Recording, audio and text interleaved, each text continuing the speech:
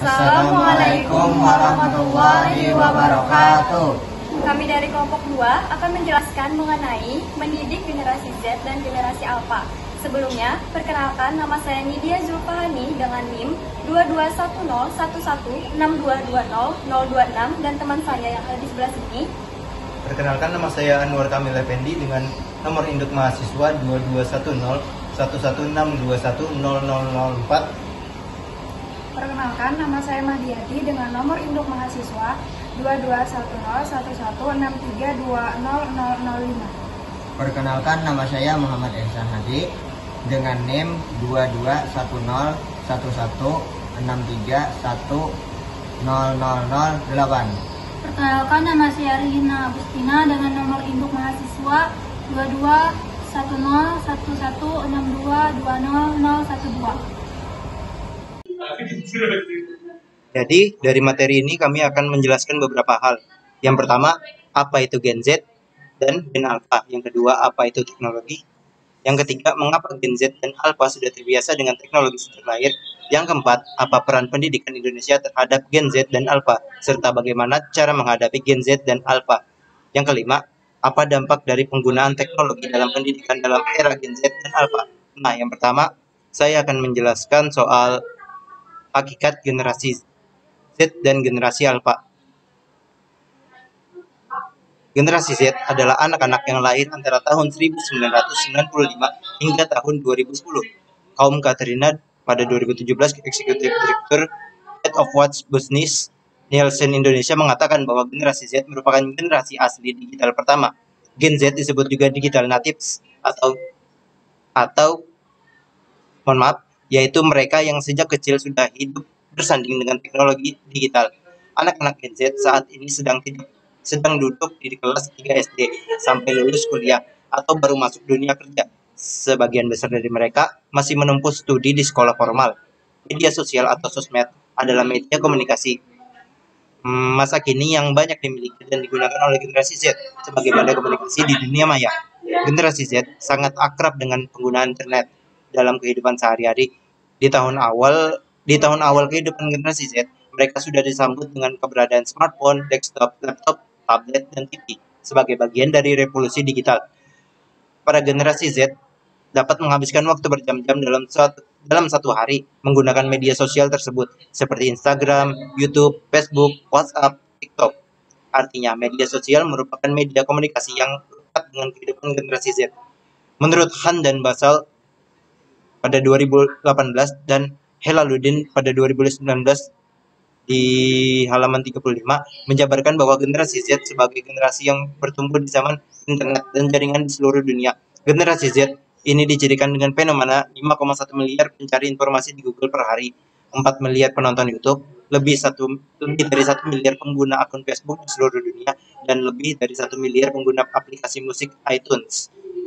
Selanjutnya, dalam survei Nielsen pada 2016, Helen Katrina sebagai eksekutif direkturnya Head of Watch Business Nielsen Indonesia, Katrina pada 2017, memberikan suatu keterangan bahwa anak-anak generasi Z ini memiliki kemampuan dan kesempatan yang baik dalam mengakses dan menggunakan internet di usia mereka.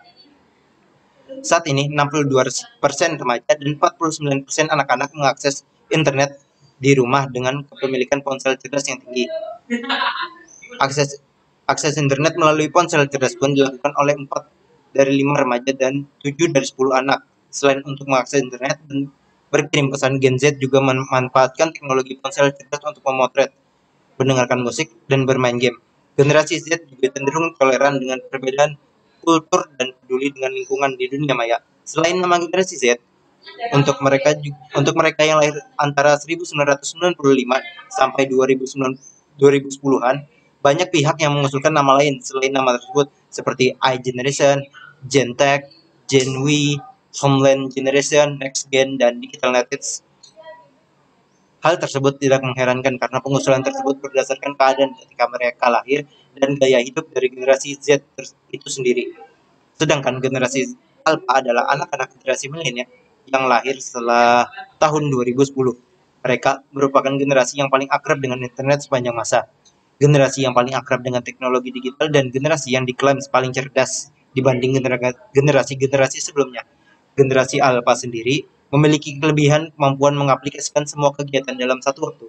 Media digital menawarkan kesempatan yang luas dan memberikan manfaat yang positif. Di samping resiko-resiko digital, berbeda dengan generasi Z yang merupakan rata-rata anak muda yang sedang mencari jati diri, seperti diantaranya bisnis online yang ditekuninya.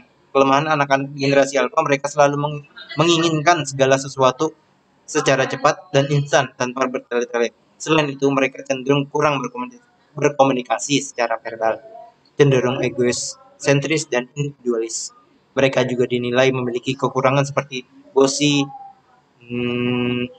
dominan, suka mengatur, tak suka berbagi, tidak mau mengikuti aturan, serta teknologi menjadi bagian dari hidup mereka dan tidak akan mengetahui dunia tanpa jaringan sosial, dan kemampuan berkomunikasi langsung jauh berkurang. Baik, saya akan melanjutkan pembahasan yang kedua mengenai hakikat teknologi.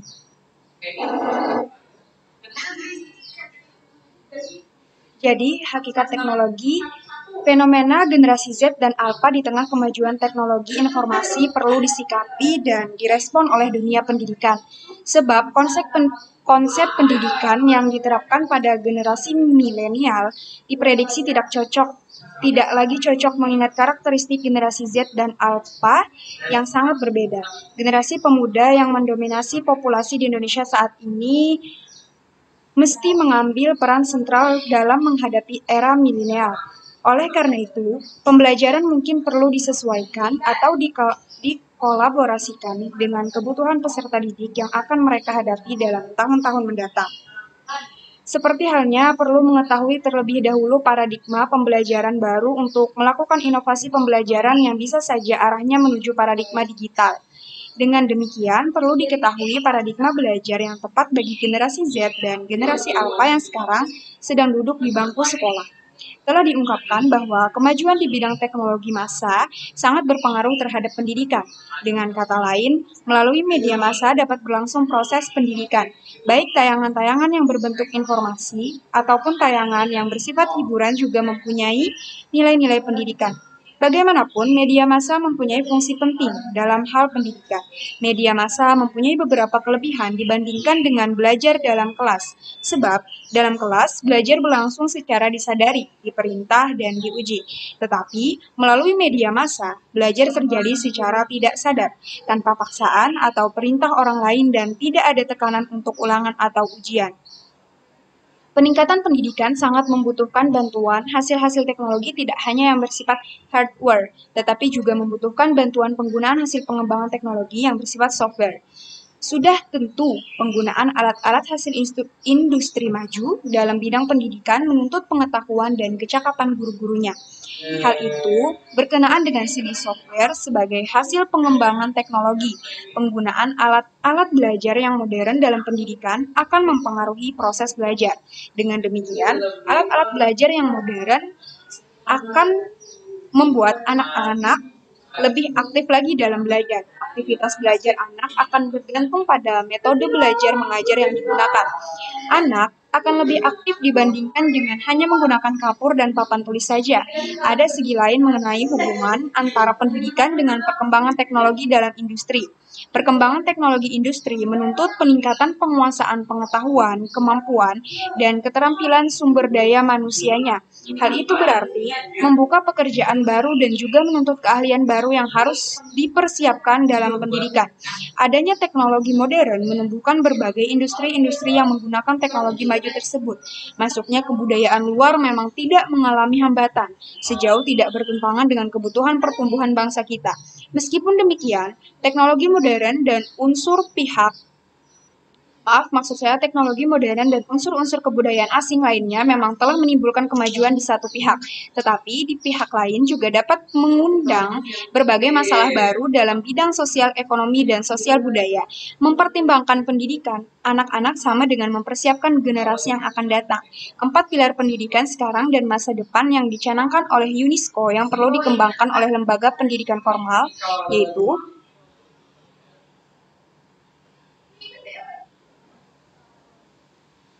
Learning to know atau belajar untuk mengetahui, learning to do, belajar untuk melakukan sesuatu. Dalam hal ini, kita dituntut untuk terampil dalam melakukan sesuatu. Learning to be, belajar untuk menjadi seseorang, dan learning to live together atau belajar untuk menjalani kehidupan bersama. Disinilah peranan guru sangat dibutuhkan. Di samping itu,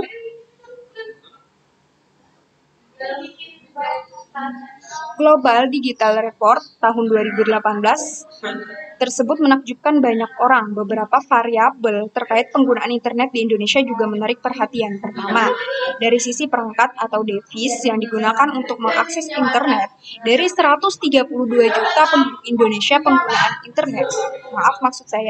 Dari 132 juta penduduk Indonesia pengguna internet, 60% menggunakan ponsel cerdas atau smartphone untuk mengakses internet. Fakta ini dikonfirmasi dengan fakta lain masyarakat. Fakta ini dikonfirmasi dengan fakta di masyarakat. Saat ini, begitu mudah dan murah masyarakat memiliki smartphone. Teknologi menjadi bagian dari hidup mereka dan tidak akan mengetahui dunia tanpa jejaring sosial. Nah, baik, di sini saya akan melanjutkan penjelasan dari teman saya tadi. Alasan generasi Z dan generasi Alpha telah terbiasa dengan teknologi sejak lahir. Anak-anak generasi Z dan generasi Alpha sudah berkenalan dengan smartphone sejak bayi dan tidak memandangnya sebagai sebuah alat. Teknologi akan terintegrasi begitu saja dalam kehidupan mereka. Mereka begitu mudah mengoperasikan smartphone yang bagi orang tua terlihat rumit dan lebih menyukainya ketimbang laptop dan komputer desktop. Mereka juga tertarik dengan pada aplikasi yang menarik secara visual dan mudah digunakan, dan berharap semuanya dibuat sesuai kebutuhan mereka.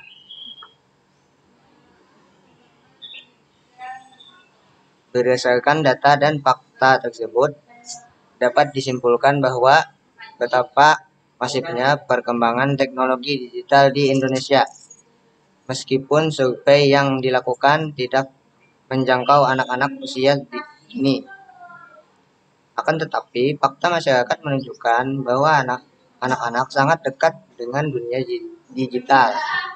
Kita perlu optimis bahwa dunia digital akan memberikan banyak manfaat yang mampu mengembangkan aspek-aspek anak usia dini. Apalagi bila dihadapkan juga dengan tantangan pendidikan abad 21. Literasi teknologi, informasi, dan komunikasi menjadi salah satu keterampilan yang dibutuhkan oleh generasi Alpha.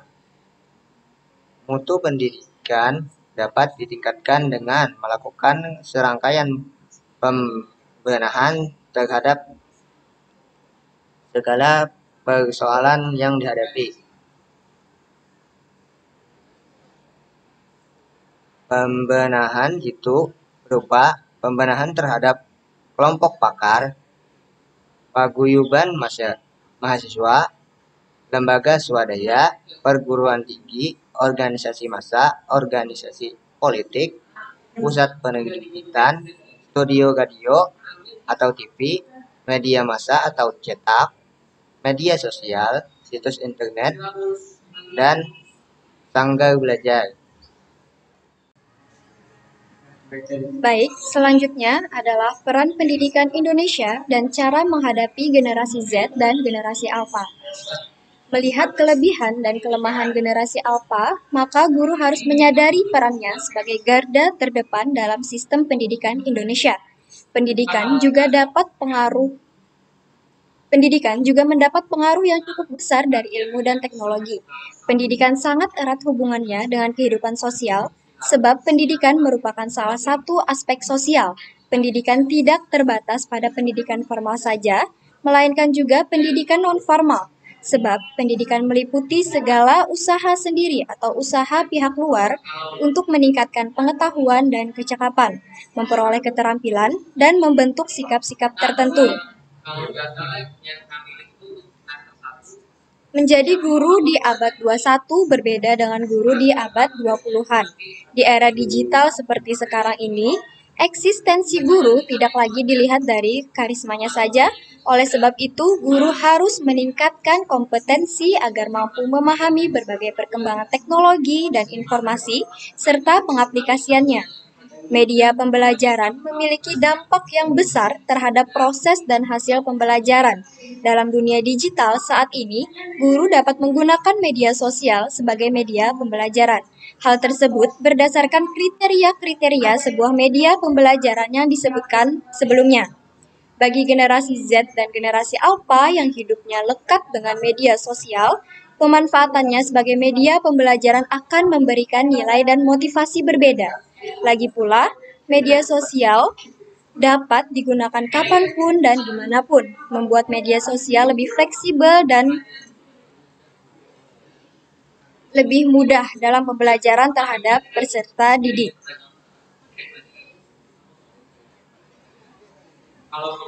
Nah, lalu ada kesempatan yang didapat dari media sosial atau media digital, yaitu yang pertama ada media pembelajaran dan pendidikan. Lalu yang kedua ada kesempatan berpartisipasi dalam ekonomi digital. Yang ketiga ada media informasi untuk menyelesaikan masalah komunitas. Lalu yang terakhir ada percepatan pembelajaran teknologi informasi dan komunikasi. Selanjutnya, yaitu adalah dampak-dampak yang akan dijelaskan oleh teman saya yang berikutnya. Baik, saya akan melanjutkan pembahasan teman saya tadi. Yang terakhir, yaitu kelima, dampak penggunaan teknologi dan pendidikan di era generasi Z dan generasi Alpha. Pada penggunaan teknologi dalam pendidikan di era generasi Z dan generasi Alpha adalah pendidik harus bisa memberikan tampilan menarik yang dapat menggabungkan antara teks, gambar, dan video untuk dijadikan media sosial yang menarik minat peserta didik. Keunggulan lainnya ketika menggunakan media sosial adalah memungkinkan suatu komunikasi lengkap 3, yaitu antara pendidik, peserta didik, dengan peserta didik lainnya. Media sosial adalah media pembelajaran yang relevan dalam menjadikan jembatan atau perantara antara guru dan murid di era digital saat ini. Selain itu, pengguna media sosial sebagai media pembelajaran juga perlu dilakukan dengan bijak, dengan cara mereduksi dampak negatif dan meningkatkan dampak positif atau manfaatnya. Media sosial yang merupakan bagian dari kemajuan teknologi akan mampu memberikan layanan yang sangat relevan dalam proses pembelajaran dan mudah untuk digunakan. Penggunaan media sosial akan bekerja efektif dan efisien dan akan dapat dimanfaatkan oleh para guru masa kini hanya dengan melalui smartphone mereka.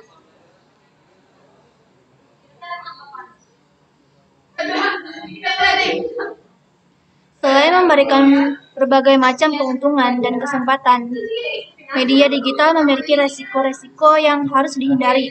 Media digital memberikan kesempatan yang luas untuk, yang pertama, media pembelajaran dan pendidikan. Yang kedua, kesempatan berpartisipasi dalam ekonomi digital. Yang ketiga, memberi informasi untuk menyelesaikan masalah komunitas. Yang keempat, percepatan pembelajaran teknologi, informasi, dan komunikasi. Dengan demikian, anak-anak perlu mengetahui kebutuhan pribadi, selektif, dan memilih materi digital.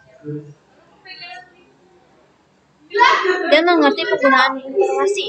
Adapun risiko-risiko media digital antara lain, yaitu berita palsu, seperti hoax, konten seksual, konten berbahaya, dan sebagainya. Orang tua harus mengetahui dan menyadari kedua potensi media digital tersebut, sehingga mampu mengoptimalkan keuntungan dan kesempatan serta meminimalisir risiko-risiko yang ada. Di masa yang akan datang, mahasiswa calon guru saat ini akan menjadi guru bagi generasi Z dan generasi Alpha. Meskipun faktanya mahasiswa calon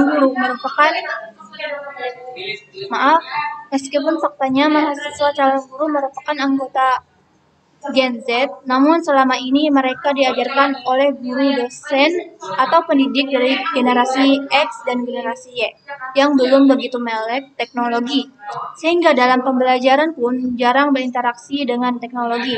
Dikhawatirkan adanya kecenderungan mahasiswa calon guru ini akan mengikuti gaya mengajar dari guru-guru mereka, yaitu gaya mengajar yang belum terintegrasi dengan teknologi, yang mana akan sangat tidak kompatibel dengan siswa dari kalangan generasi Z dan generasi Alpha.